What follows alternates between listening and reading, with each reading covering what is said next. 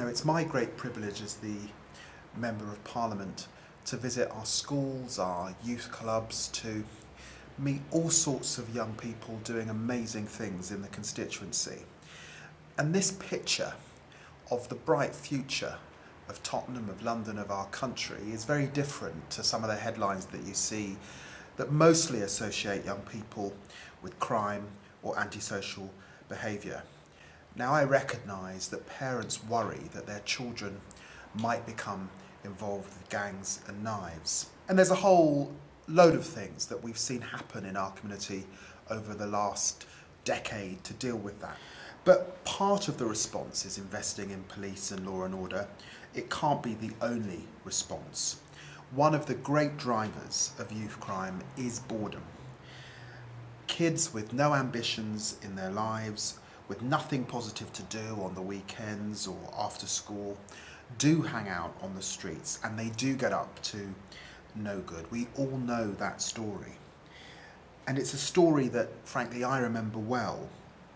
Back when I was a teenager, growing up here in Tottenham, all we seemed to have was Lordship Rec or Downhills Park and football.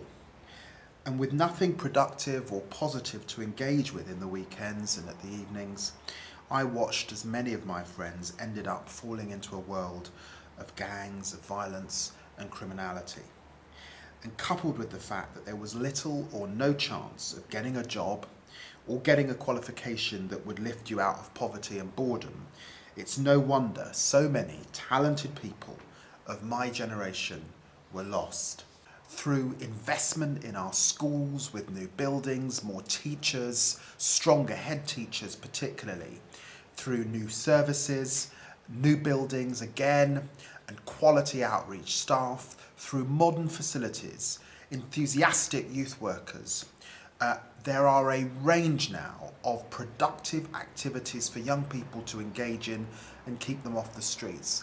And that's not to count the many, many charities and voluntary organisations receiving funds where they didn't in the past. Haringey Council now employs 75 different people to act as youth workers or youth officers. There are now 3 completely refurbished youth centres spread across Haringey, giving young people the chance to play sport and learn new skills. It is not like the 1980s. Yes, the recession has made times tough, but there won't be a lost generation amongst Tottenham's youth. For the people of my generation in Tottenham, there was no choice but to queue up in the job centre and wait for something to come your way.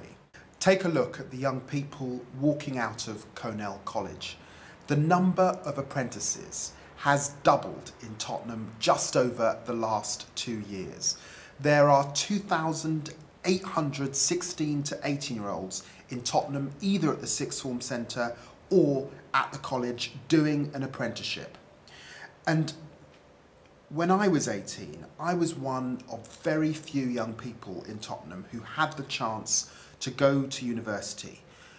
That decision and that opportunity changed my life forever. It's the reason why I'm now the Member of Parliament. I am so proud that the number of students coming from Tottenham going to university has doubled over the last decade, and more young people aren't just going to university, they're going to some of the very best universities in the country.